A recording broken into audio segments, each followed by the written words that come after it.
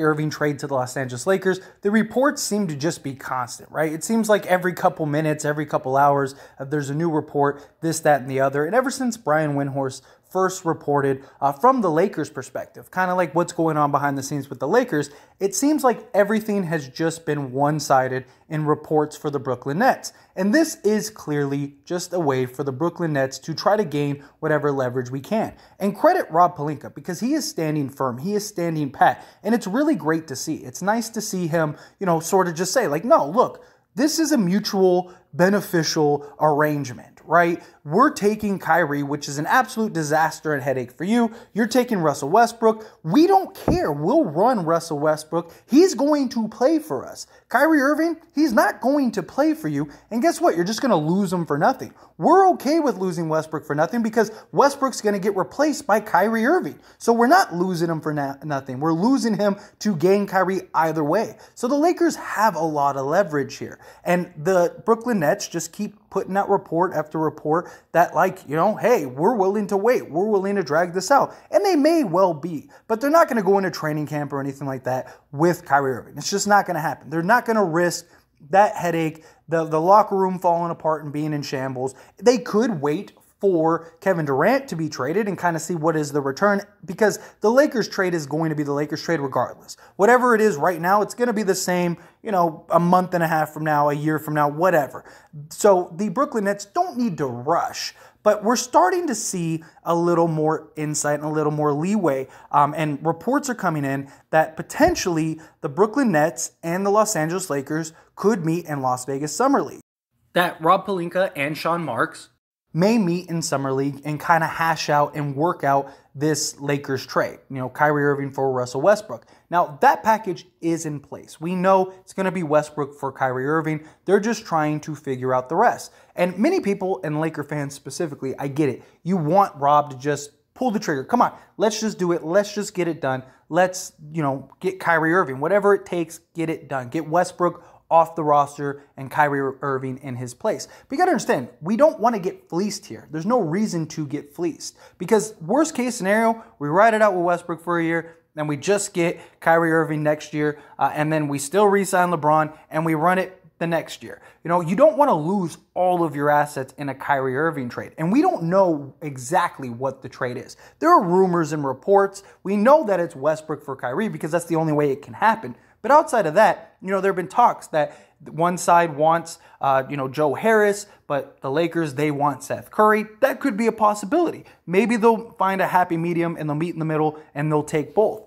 The reports for the picks is that it'll be 1 first round and 1 pick swap. But what if it's not? What if the Nets are demanding, 2 firsts and 2 seconds, or 2 firsts and 2 pick swaps, or something like that? And the Lakers are like, no, that's ridiculous, Because again, this is a mutually beneficial trade for both sides. Brooklyn does not want to go into the season with Kyrie Irving. Kyrie Irving is the kind of guy that won't play and will sit. And we're finally also seeing a report from the Lakers side that the Lakers are in the process of pursuing for Buddy Hield. They've had talks about pursuing for Miles Turner as well.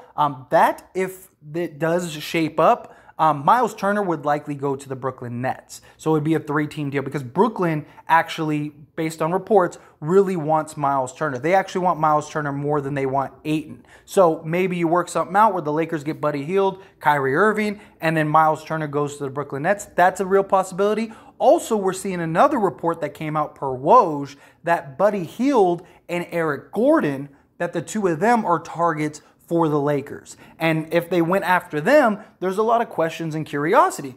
I don't think that they're going to go after them in lieu of, the Kyrie trade. I don't think that it's an alternative.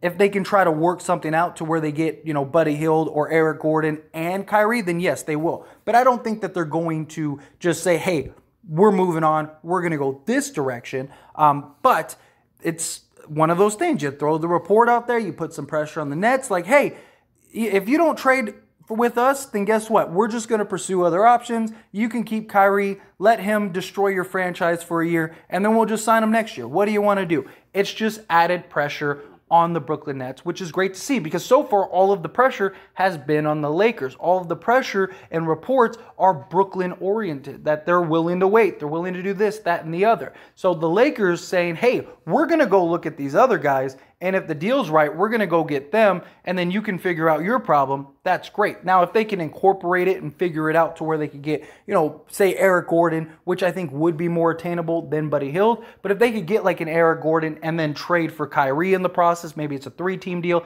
something like that, then yeah, I could see that kind of unfolding, and then they get that kind of sharpshooter. Now, obviously, we'd all love Buddy Hield more than Eric Gordon. It just depends on what will it take to get it, and is it even achievable? Is it even possible to get Buddy Hield? Now, this is something that the Lakers have wanted, right? The Lakers, Buddy Hield is kind of that player, the one that got away, right? And it's like, well, if we get him, well, then we kind of rectified everything, right? We were going to get him instead of Westbrook, and guess what? We got him now, and we got Kyrie Irving, right? That kind of thing. That's kind of what this kind of seems like. This also kind of just seems like a report that's just kind of thrown out there to show like, hey, we're willing to do whatever it takes to make this team better, even if it means not going after Kyrie. We even got the reports of their plan B, which was these two guys, Buddy Hield, Miles Turner, which the Lakers would try to pursue if they weren't willing to work out a deal for Kyrie. It's just to put pressure to get them to cave. But beyond that, beyond this added pressure, it looks like, Kyrie Irving could potentially be a Laker at the end of this summer league run, or maybe even like in the middle of it. Sean Marks, Rob Pelinka, they'll sit down, they'll have those discussions, they'll have that conversation, kind of work it out in person and come to a resolution, hopefully find a happy medium. Like I said, I think most likely what will end up happening, unless a third team does get involved, I think realistically we're looking at Westbrook for Kyrie, that kind of trade, and then I think the Lakers will end up giving up a Wenyen Gabriel or something along those lines, especially since they signed Thomas Bryant. Anthony Davis is probably going to play the 4 a lot. You still would have Stanley Johnson. Maybe you could even run Jones and Bryant, because Bryant and Jones can hit the outside shot. You could always go small. LeBron could play the 4. You could kind of mix and match if need be. So they could probably give up Wenyen Gabriel, and it wouldn't be the end of the world. So you could see something along those lines where, okay, fine, we'll give you Westbrook, Wenyen Gabriel, a first and a first swap, and then you give us Kyrie Irving, Seth Curry, and Joe Harris, and we take that. Because, if you really think about it, so Buddy Hield and Eric Gordon both have about roughly $18 million a year contracts for 2 years. Well, guess who else has that exact same contract? Joe Harris. Joe Harris has 2 years, $18 million, and I understand the idea of like it would be better to go get Buddy Hield or Eric Gordon over Joe Harris because of the injury concerns, right? How is he going to perform? Is he going to be able to play well? He just had ankle surgery, stuff like that. But Joe Harris is, at this point, the better overall player. He's a better defender than both of them. He's just as good of a three-point shooter as both of them. He just doesn't shoot the volume that Buddy Hield shoots. So that's why Buddy Hield is made more. But Joe Harris has a very good shooting percentage. Him and Seth Curry are identical.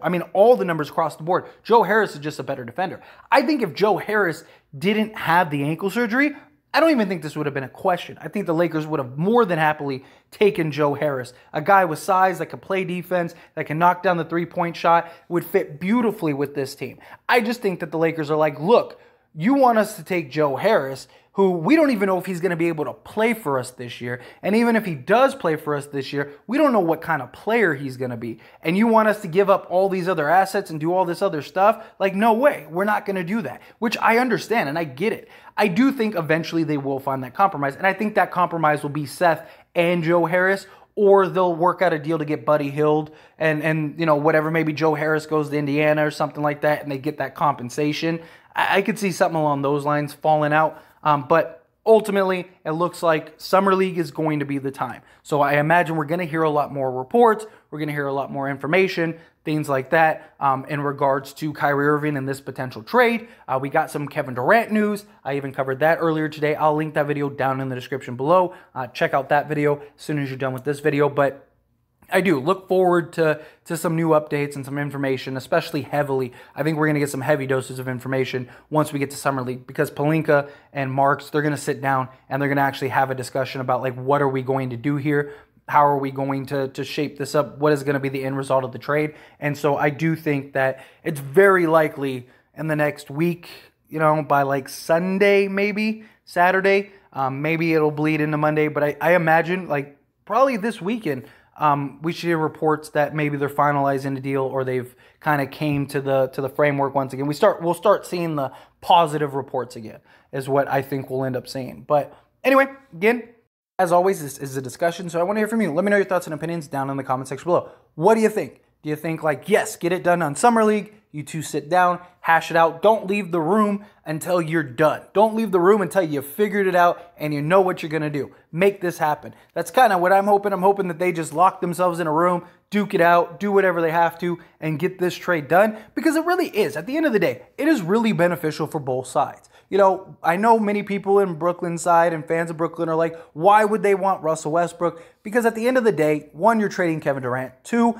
at least Westbrook is going to play for you. At least Westbrook is going to show up, and you're going to get the best Westbrook possible. Not just that, he's not going to be the third option, and he's not going to be a guy that's just relegated to standing in the corner all game and trying to shoot jump shots when he's not a jump shooter. Brooklyn's going to allow him to be Russ and let Russ be Russ, and they have a better team suited for Russell Westbrook. So he's going to be a lot more effective. He's going to keep the Brooklyn Nets competitive, which they need. They need to remain competitive. They can't afford to not remain competitive because they don't have any draft picks. They have nothing to tank for, because even if they go and get a bunch of draft picks, it's not their draft picks. So they need to be competitive, and Westbrook will at least do that for you, and you get the financial relief. And yes, Kyrie Irving is financial relief as well, but do you really want to pay somebody $36 million not to play? Do you really want that to happen? Do you really want the locker room just headache and just drama and all of this, that, and the other? No, you got young players. You got a team that's trying to put it together. Even without Westbrook, or even without Kyrie Irving and Kevin Durant, they have a solid team. They really do. On paper, they have a great team that could be competitive in the Eastern Conference. Add Russell Westbrook on it, they're probably going to be at worst a play-in team. Now, of course, there's concerns with Ben Simmons and Westbrook, but in all reality, they may trade Simmons if need be, because they have to trade Simmons if they want to get a guy like Devin Booker or, you know, Chris Middleton or something like that. They need to unload Ben Simmons, so we don't know what's going to happen. But at least if you take Westbrook, you're in a position to where, one, you move off the Kyrie drama. You got a guy that'll at least show up, that'll at least play for you game in and game out, that's at least going to give you 100%, regardless of what that 100% is. You need that. You need a guy that can do that for you rather than the Kyrie headache. And then Kyrie gets to go to the Lakers. And you lose more money off the books than you will with Kyrie. And there's benefit in that in and of itself. So it is a mutually beneficial thing. But what do you want to see? How do you want to see it go down? Let me know your thoughts and opinions down in the comments section. One last little shameless plug is I did start As It Stands Lakers. It is a channel just like this, dedicated to only the Lakers, because the Lakers are my favorite team. And on this channel, As It Stands, I talk about all teams, all sports, stuff like that. We have football season coming up, so I'm definitely looking forward to that as well. And I just wanted to make a dedicated channel to the Lakers to give the ins and outs. Now, all the big stuff, all the big news and stuff, I will still post here on this channel. But if you want all the ins and outs and just rumors and theories and just discussions just strictly on the Lakers, link down in the description or in the comment section. Go check out the channel, subscribe to the channel. I'd really appreciate it.